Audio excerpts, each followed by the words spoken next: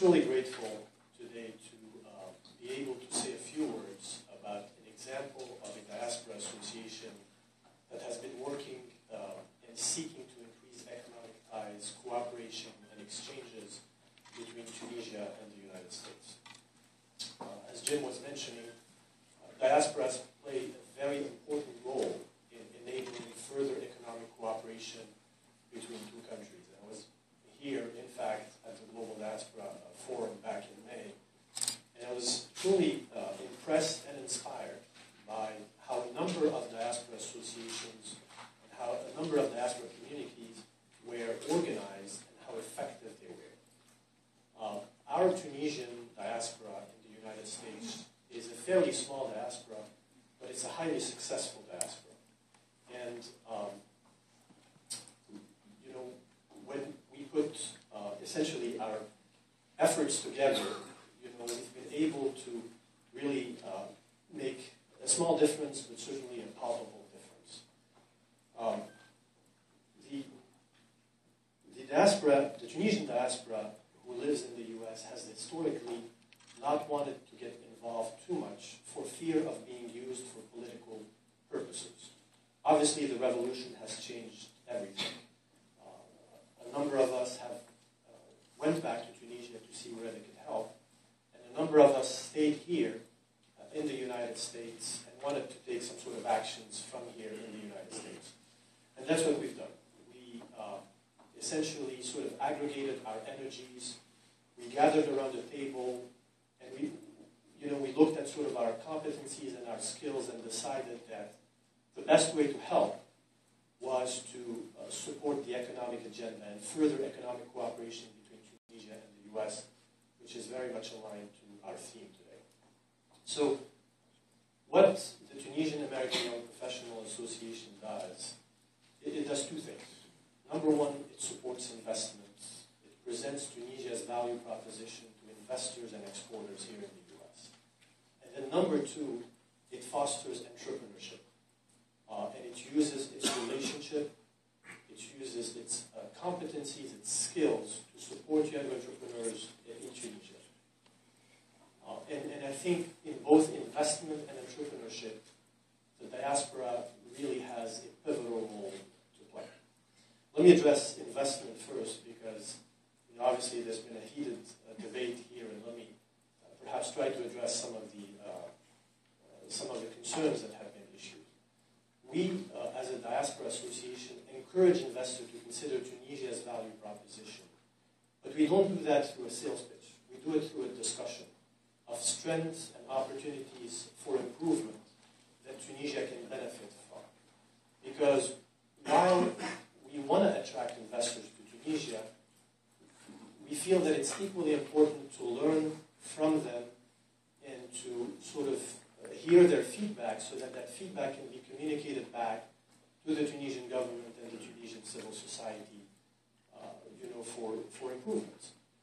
There's obviously, a number of improvements that need to be made in Tunisia. We all know that there's, it's a long way and a long road, but Tunisia also has a set of things that sets it apart, and that eventually, I think, makes it a wise choice for investment.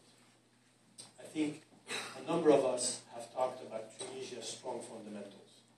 The most educated nation in the Arab world and in Africa, the largest pool of scientists and engineers in Africa, and the seventh in the world.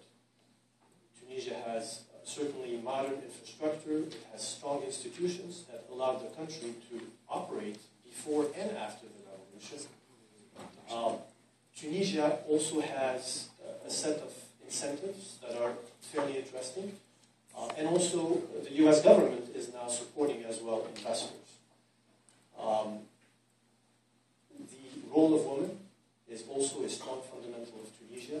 They have played a tremendous role in supporting economic growth, and this is extremely important, obviously, for the future economic growth of the country, and it's certainly irreversible as well. But in addition to these fundamentals, what I'd like to discuss are basically 3 points that I think we all have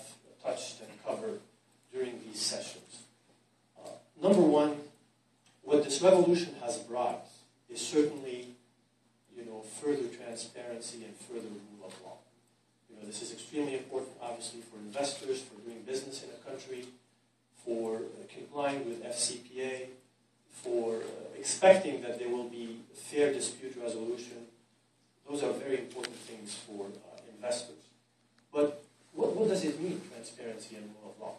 Well, let's look at the facts, and let's look at what the government of Tunisia was able to accomplish in a relatively short period of time. If you look at the government action as it relates to making available all sort of statistics and all sort of raw data for you, the investors, to make your own calculations and not rely on what could possibly be cooked information, that is an extremely important measures, and that certainly is an example of a desire to be transparent. If you also look at the efforts that are being made in terms of governance, in terms of revising regulatory frameworks, most notably in the banking sector, in franchising, in infrastructure, in telecom, those are also important measures.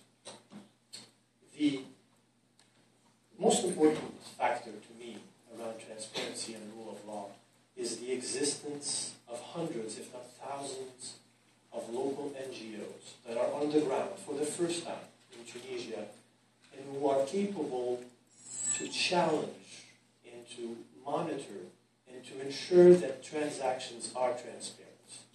And that's a fundamental, really, point, because you need checks and balances, and you need somebody who is able to do those checks and balances. Yesterday there was a big report on corruption that was issued in Tunisia, and the first measure that the interim president took after that report was released was to continue the work of that commission that ensures that corruption is going to be eradicated in Tunisia.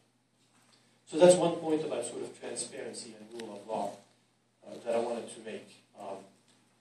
The second point is sort of this whole concept of a hub, this notion of having Tunisia being a platform for expansion to other countries.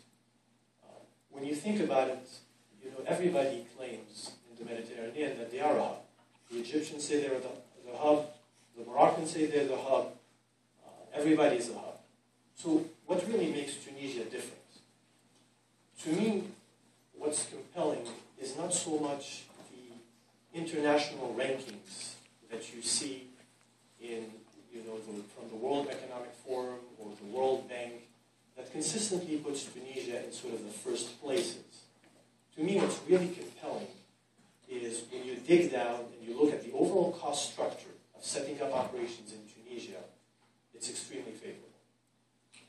So that's really an important point. The second point that I wanted to make, and Amel touched on it, the existence of a comprehensive set of trade agreements with all the region is extremely important for anyone who wants to position themselves in a hub. And Tunisia is fairly unique in the region in that sense. It has a trade agreement with the European Union and with pretty much all of the African and Middle Eastern nations. And then the final point that I want to make is Libya. If your company is contemplating the Libyan markets, then you're probably wondering, where are you going to get your engineers, where you're going to have your staff live. And Tunisia is probably one answer, because Tunisia is obviously more than a neighbor than Libya. We share cultural and language ties. We also believe that Tunisia is going to be in the first places to help rebuild Libya because of the formidable generosity and the genuine generosity that Tunisian people have provided the Libyan people when they needed it the most. The third point that I want to talk about is as Munza was pointing out, the most formidable asset that exists in Tunisia is its youth. We've seen them in action. We've seen how creative they were in circumventing censorship and being able to really, through social media and technology, enable this revolution to succeed. I was with Cameron